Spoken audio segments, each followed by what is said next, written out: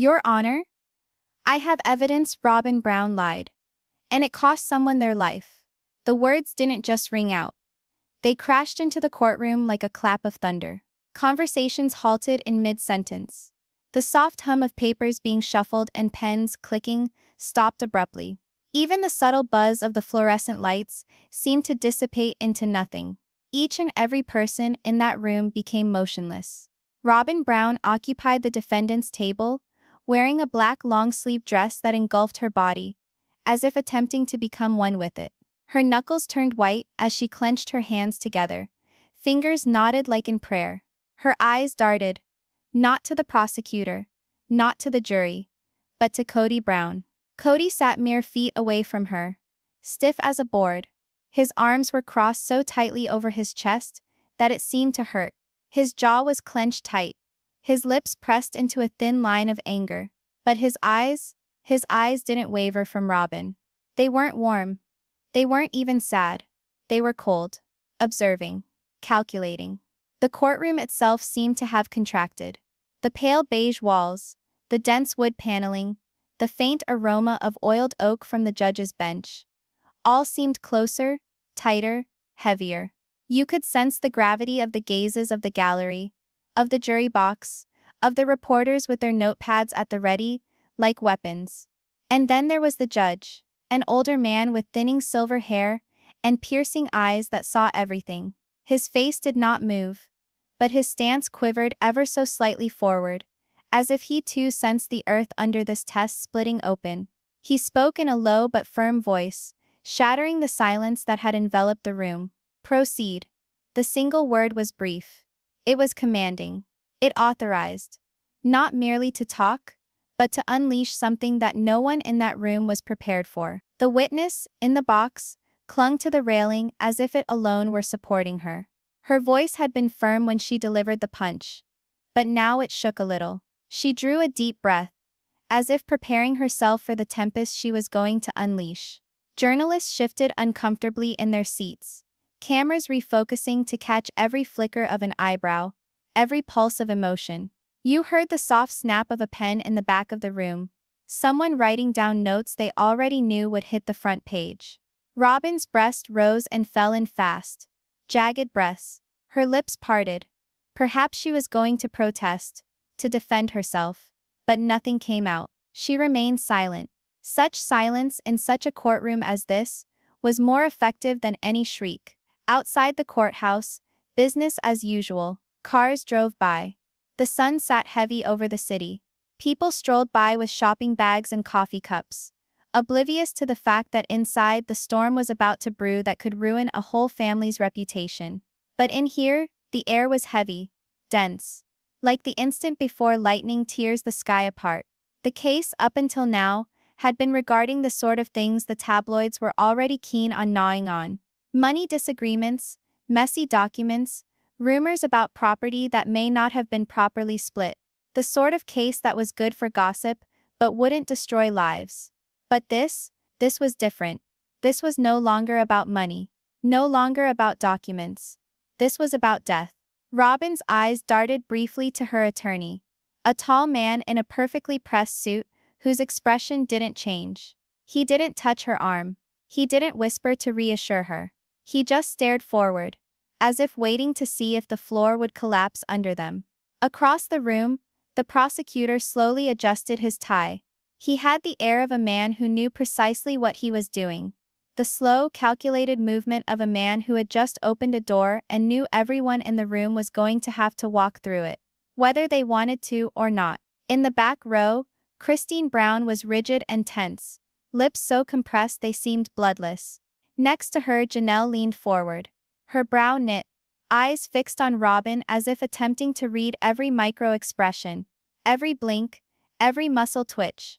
Mary was one seat away, hands clasped in her lap, face impassive, the sort of frozen mask that could conceal fury or heartbreak or both.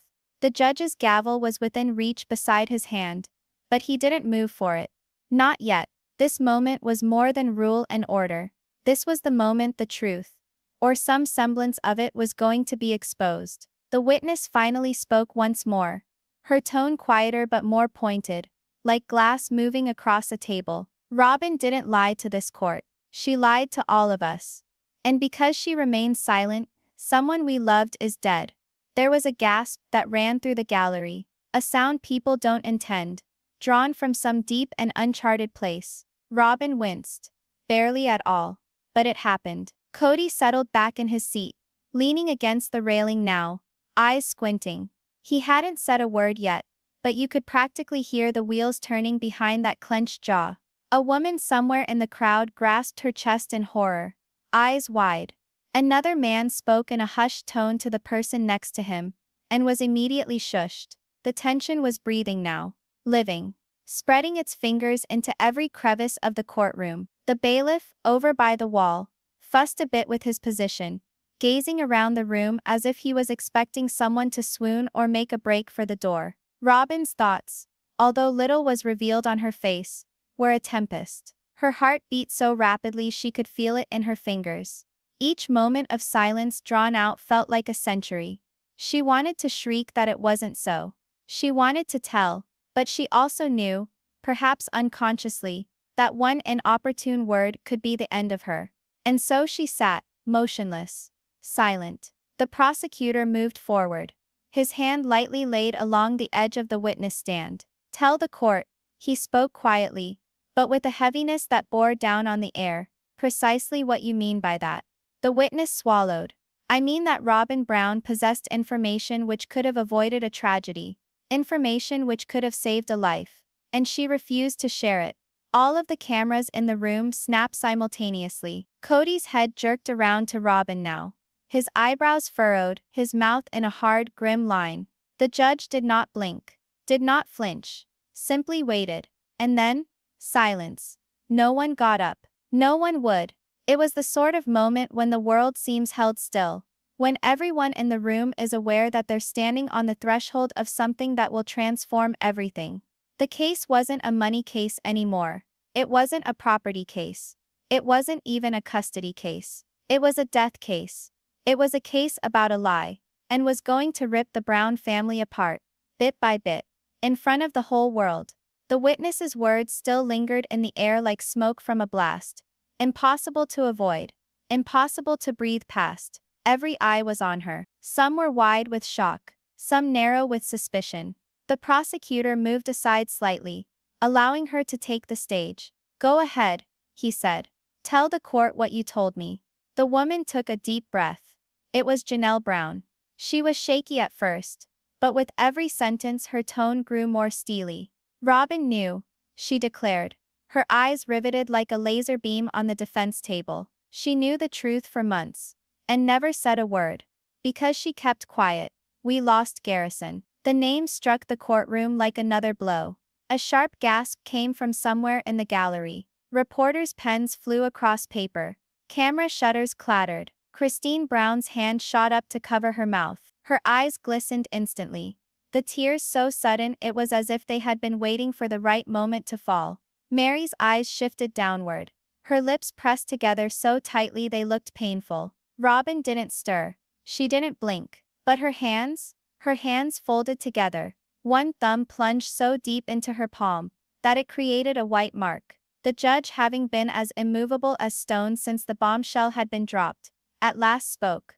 "Mrs. Brown, you realize this is a grave accusation? You are making direct blame of the defendant for a fatality." Janelle's chin came up. "I know, Your Honor. I wouldn't say it if it weren't true." The prosecutor nodded.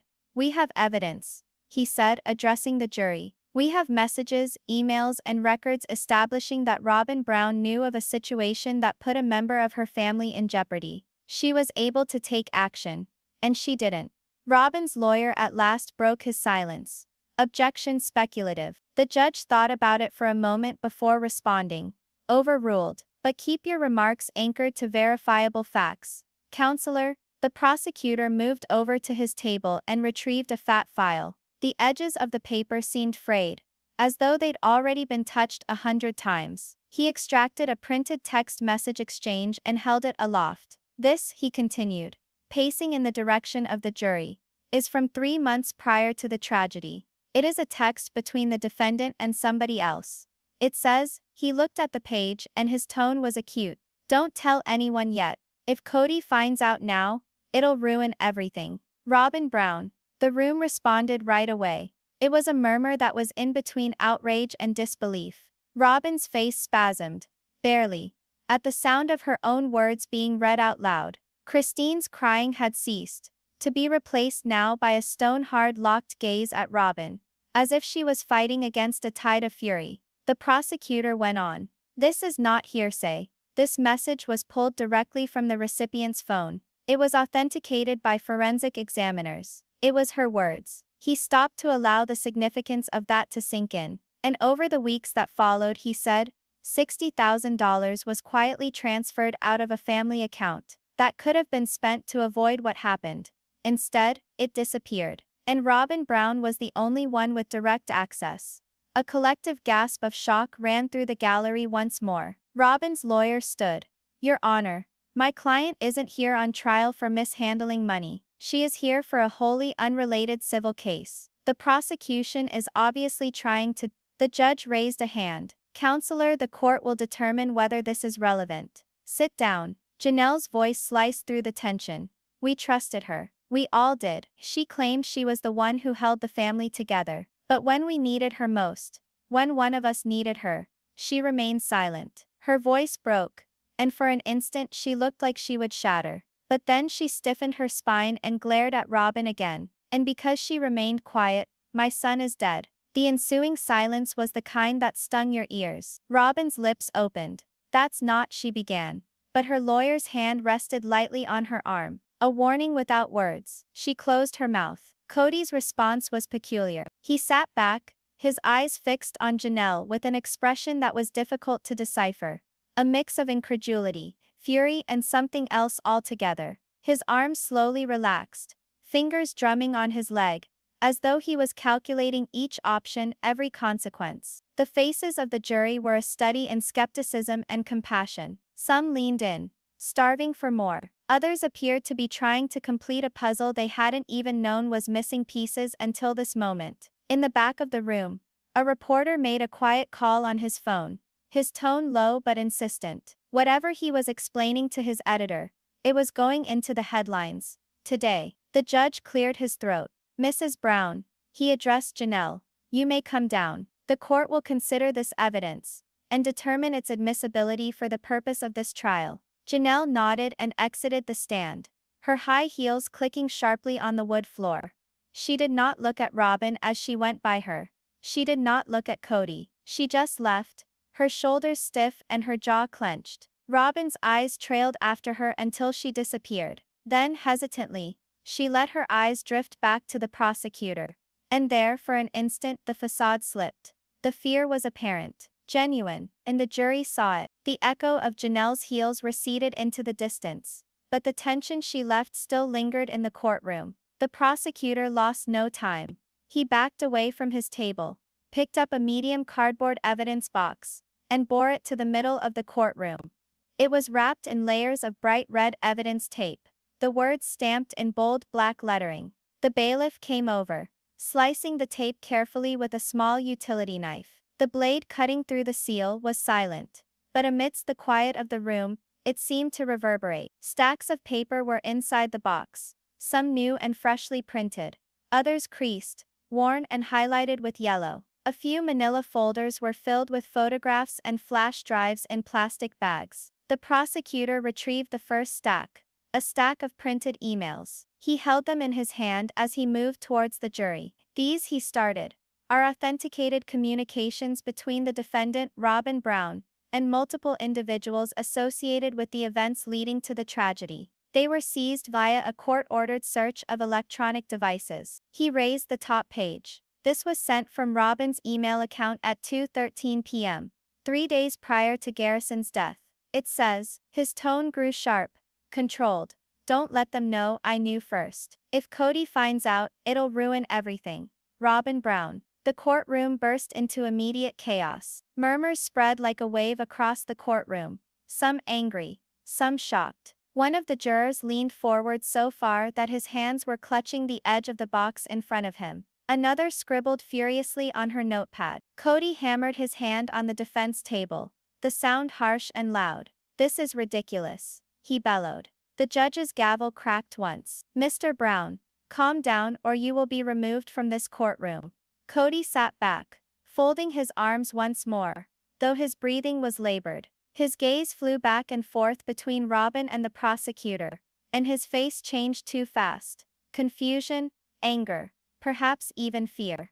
Christine's eyes never wavered from Robyn. Her eyes narrowed, her jaw clenched. If glares could reduce to ashes, Robyn's chair would have been reduced to nothing. Mary, however, looked down at her clasped hands. She didn't outwardly respond, but the stiffening of her shoulders betrayed her.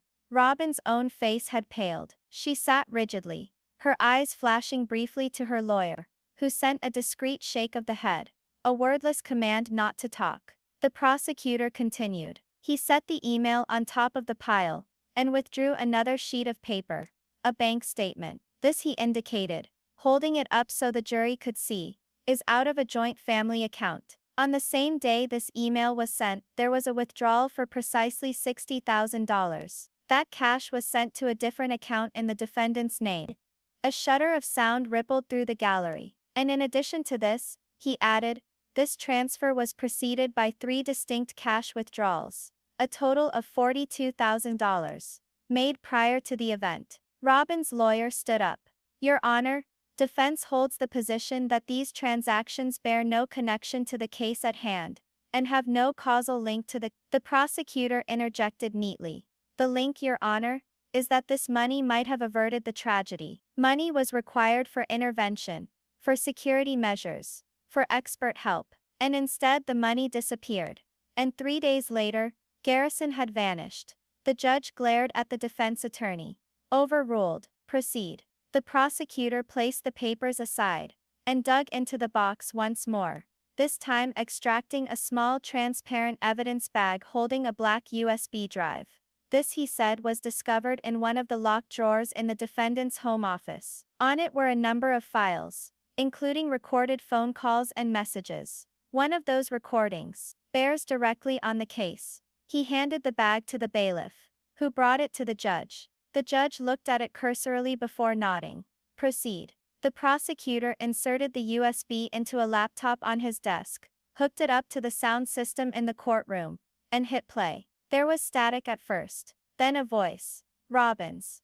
I don't care what they think. If this comes out now, Kody's done. The show's done. Everything we've built is gone. We have to control this. A second voice, weak but recognizable as a male family member, responded, and what about Garrison? He's in trouble. He needs help. A silence. Then the voice of Robyn. It's too late for that. We have to protect the family first. The recording stopped. The sound that followed was oppressive. A number of the jurors looked at each other. One of them placed her hand over her mouth. Kody's face had gone red, his jaw visibly tight. Christine's eyes widened for a moment, then narrowed again, as if the recording had confirmed something she already suspected. The prosecutor's voice was steady, as he addressed the jury. These are her words, her priorities. She knew there was a danger. She chose to protect an image, a reputation, over a life. Robyn's hands held tightly together in front of her, shook just enough for the juror closest to her to see. Her attorney leaned toward her, speaking rapidly in a low voice, but she said nothing. Her gaze was fixed on the USB drive placed on the table, as if it were a bomb about to explode. The prosecutor went back to the evidence box, and took out one last item, an iridescent color photograph. This, he said, holding it up, was the morning before the tragedy. The defendant was observed having a private meeting with one of her business associates. This witness testified under oath that Robyn complained that family secrets would be revealed, and that she would be destroyed. She never mentioned the victim once by name. The picture was handed to the jury, hand to hand. Each juror looked at it before handing it on. By the time the prosecutor made it back to his table, it was too late. The evidence wasn't audio and paper. It was a story the jury could see and hear themselves. And Robyn was right at the center of it. The prosecutor's final picture still rested in the hands of the last juror. When the defense lawyer stood up, His rising was slow, purposeful, like a man who had been waiting for just this moment. Your Honor, he started. The prosecution has told a very convincing tale, but there's an issue. He hesitated, allowing the silence to draw all the eyes in the room to him.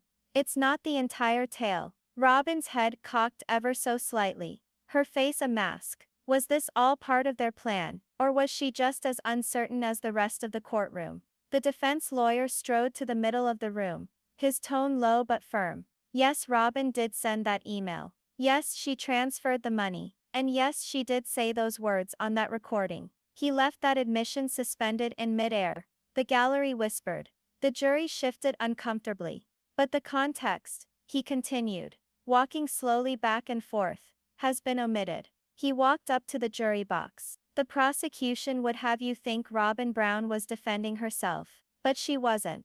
He spun around, his finger outstretched and pointing directly at Christine Brown, who sat stiff at the prosecution's table. She was defending someone else. The courtroom gasped. Christine's eyes went wide before they narrowed once more, her jaw setting like she was getting ready for impact. This so-called smoking gun, his defense lawyer went on, brandishing a copy of the notorious email. It was composed the day after Christine pleaded with Robyn not to let the truth come out. Pleaded with her. She said, and I quote, "If this gets out now, it will destroy everything Kody's worked for. Give me time. I'll handle it my way." Christine leapt out of her chair. That's a lie, she cried, her tone cutting, ringing off the walls. Order, the judge snapped, banging his gavel once. Mrs. Brown, sit down or I'll have you ejected from this courtroom. Christine sat, but she wasn't beaten. She was seething. The defense lawyer paced once more, his words building. And that $60,000 that went missing? Christine transferred it. Not Robyn. The money went into a holding account in Christine's name, camouflaged by a business registration she opened just a few weeks ago. We have the documentation. He gestured to his paralegal, who approached him with a chunky folder. He handed it over to the judge. The judge thumbed through it, his forehead furrowing. Signed account transfer forms, he verified. The defense attorney nodded. All signed by Christine Brown.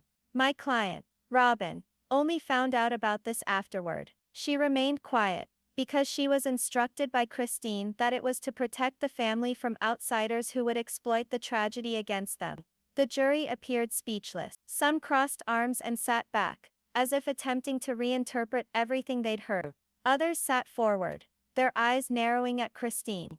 And it doesn't end there, said the defense lawyer, his voice lowering, and making the room fall silent to listen. My client taped that call, yes. But what you didn't hear was what preceded the clip the prosecution played. The call started with Christine describing that the victim had spiraled for weeks, and that making his struggles public would not do him any good. It would destroy him quicker. A murmur moved through the crowd. The defense attorney looked toward the judge. With the court's permission, I'd like to play the full recording. The judge hesitated, then nodded. Proceed. The defense plugged a flash drive into the courtroom system. The speakers crackled and Robyn's voice came through again. But this time it started earlier. Christine's voice was the first heard. We can't tell anyone yet. If this gets out to the press, they'll spin it. Kody will lose the contracts, the houses, everything. Just give me a few weeks. Robyn's voice responded. And Garrison, he's in trouble. He needs help. Christine. I know. I'm doing everything I can about it. But if this blows up now, it'll be even worse. Just trust me. Don't say anything until I can set it right. Then there was the section the jury had already heard. Robyn discussing defending the family first. When the tape stopped playing, the room fell silent once more. But this silence was different. Earlier the jury's gaze had been upon Robyn as if she were the perpetrator. Now the same eyes were darting back and forth between Robyn and Christine, balancing the scales of culpability. Christine leaned in towards the prosecutor, whispering angrily, but the prosecutor's jaw was set, his eyes locked on the evidence box as if reworking the entire case plan in his head. The tone of the defense attorney mellowed as he spoke to the jury. Ladies and gentlemen, this isn't the tale you were presented with at the beginning of this trial. This isn't a selfish woman hiding the truth for her own end.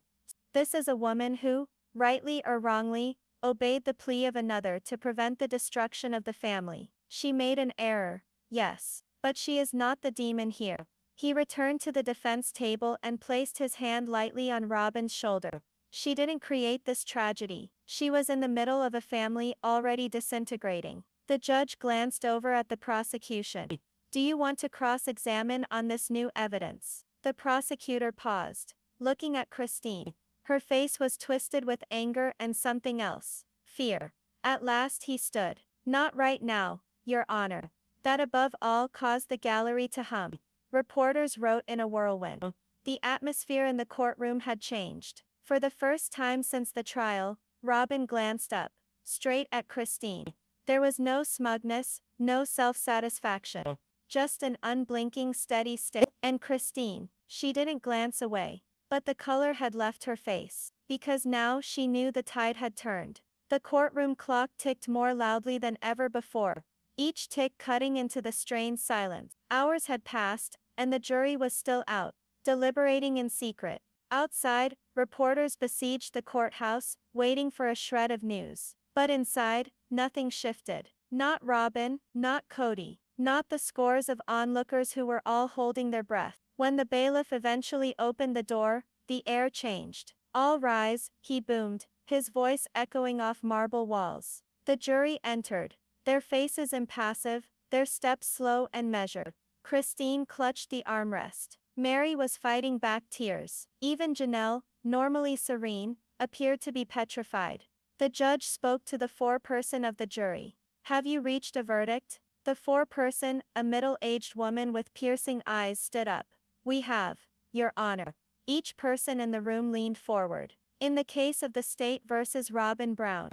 She hesitated, looking momentarily at Robyn, whose eyes were fixed wide but untearful. We, the jury, find the defendant. The room seemed to stop existing for a split second. No breathing, no sound, just that one unfinished sentence hanging in the air like a storm cloud. Guilty. Gasps erupted from the gallery. Someone dropped their phone.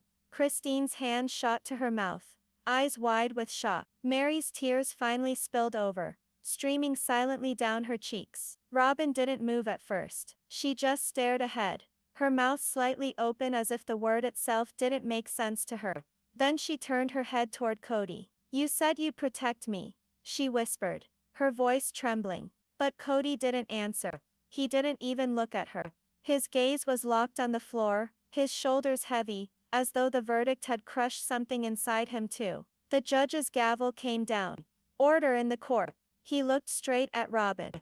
Sentencing will be in 2 weeks. The defendant is remanded into custody. The bailiff stepped forward, handcuffs glinting under the courtroom lights. As the cold metal clicked around her wrists, Robyn finally broke. I didn't do it, she screamed, her voice raw, echoing off the walls. I'm innocent, this is all a lie. But the jury's eyes said otherwise. The witnesses' testimonies, Christine's shocking account, Janelle's tearful words, Mary's quiet but devastating statements, had all painted a picture too damning to ignore.